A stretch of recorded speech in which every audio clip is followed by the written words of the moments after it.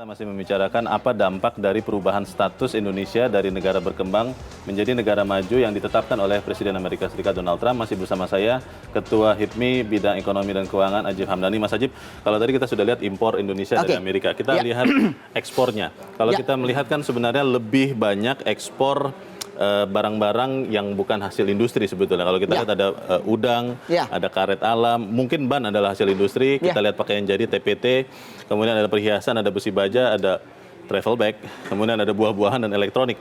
Pertanyaannya adalah begini, apakah memang kemudian kalau kita punya status negara maju, kita kehilangan mungkin GSP tadi, apakah itu akan benar-benar merugikan pengusaha Indonesia? Kalau konteks pengusaha relatif merugikan, karena secara umum ketika pengusaha ekspor ke Amerika, maka akan kehilangan fasilitas-fasilitas yang melekat di GSP tersebut. Biaya masuk tadi itu yang begitu rendah. Yang begitu rendah. Kita harganya bisa sangat bersaing di Amerika. Kalau negara-negara yang tidak dapat GSP akan dapat kena biaya masuk lebih mahal? Lebih mahal dengan tarif normal. Ketika kita melekatnya emerging country, maka beberapa komoditas-komoditas yang disepakati setelah multilateral, maka dia mendapatkan fasilitas GSP lebih rendah biaya masuknya. Nah, ketika kita pengusaha itu follow the regulation. Ketika regulasinya kita masuk emerging country, kita akan dapat kemudahan tersebut, fasilitas tersebut. Begitu kita negara maju, otomatis akan hilang. Begitu, Leo. Sebenarnya kalau kita melihat ada acuan ini dari Bank Dunia, syarat-syarat negara maju menurut Bank Dunia katanya begini, yang pertama harus paling sedikit selama 16 tahun pertumbuhan ekonomi tahunannya minimal 9%. Kemudian yang kedua, yang tadi Mas Ajib sudah sempat sebut, PDB pendapatan per kapita itu minimal $12.000. Dua-duanya ini Indonesia belum memenuhi kan? Kita sangat belum. PDB per kapita kita masih 3.860 US dollar per tahun. Terus pertumbuhan ekonomi kita paling bagus di tahun 2012-2014 ketika booming sumber daya alam itu pun hanya sekitar 7-8%. Tidak sampai double digit ya? Nggak sampai. Kita 9 pun tidak nyampe ya? Nggak nyampe. Bahkan kita kemarin tuh hanya 5,02%. Target tahun ini pun hanya 5,3%. Artinya angka ini masih sangat jauh dari angka-angka indikator negara maju sebenarnya, Leo. Jadi kalau kita melakukan pendekatan keekonomian, sebenarnya Indonesia belum masuk ke definisi negara maju. Kalau kita bicara Indonesia, Amerika, Tiongkok, dan India, beberapa negara lain yang dikeluarkan oleh Donald Trump dari status negara berkembang, semuanya anggota WTO. Dan semuanya terikat dengan aturan-aturan perdagangan multilateral. Pertanyaannya, apakah memang bisa satu negara, katakanlah Amerika Serikat, mungkin merasa superpower begitu, kemudian mengubah status negara partnernya dari negara berkembang menjadi negara maju untuk keuntungan dirinya? Sebenarnya kecenderungannya ketika mereka pegang instrumen untuk itu, mereka kecenderungannya akan mengarah ke sana.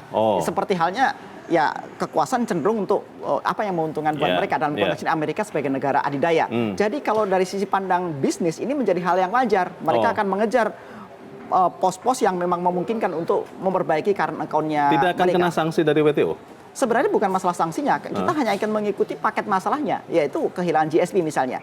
Tapi sebenarnya, Leo, pemerintah bisa melakukan sebuah government action, yaitu melobi Amerika misalnya, tetap ada perjanjian bilateral yang secara khusus, karena itu memungkinkan. Karena multilateral itu kan bersifat umum. Semua negara yang terikat dengan kesepakatan tersebut. Tetapi ketika pemerintah bisa melakukan lobby ke pemerintah Amerika misalnya, dengan perjanjian bilateral, saya pikir itu sangat memungkinkan. Ini yang menarik nih. Ini yang menarik, Mas Ajib, karena kan belakangan kita melihat bagaimana bukan hanya Kementerian Perdagangan yang melakukan negosiasi ataupun lobby-lobby politik dagang internasional, tapi juga katanya Kementerian Luar Negeri.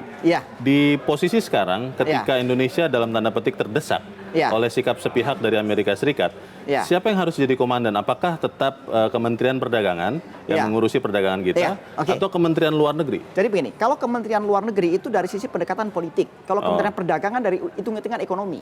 Karena Amerika tidak akan serta-merta melepas sisi ekonominya, pasti itu hitungan komoditas per komoditas, mana yang paling menguntungkan. Jadi kalau ini berdua aja, Kementerian Luar Negeri secara pendekatan politiknya, Kementerian Perdagangan dari sisi hitung-hitungan komandannya siapa? Saya pikir dalam ini masih butuh Kementerian Luar Negeri ya, karena Kementerian Luar Negeri. Karena ini kepentingan politik bagaimanapun. Menurut saya lebih ke politik, karena kalau berbicara ekonomi, definisi negara maju ini nggak masuk sebenarnya. Ini terlalu agak dipaksakan juga. Hitung-hitungan aturan teori ekonominya tidak masuk, tapi ini lebih ke politik. Kecenderungannya itu, karena berbicara ekonomi, berbicara angka, berbicara angka itu kuantitatif seperti ini.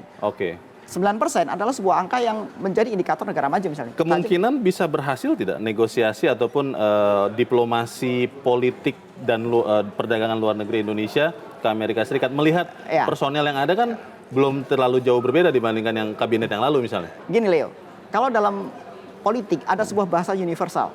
Politik is the art of possibility. Jadi politik adalah seni kemungkinan. Jadi artinya kemungkinan itu akan selalu ada. Dan saya yakin Indonesia punya kemampuan untuk melobi itulah seharusnya. Kalau seandainya kemudian Amerika Serikat tetap memberlakukan status negara maju untuk Indonesia, dan diplomasi dagang itu tidak tercapai, tidak ada lagi GSP atau fasilitas preferensi, pengusahanya yang kena.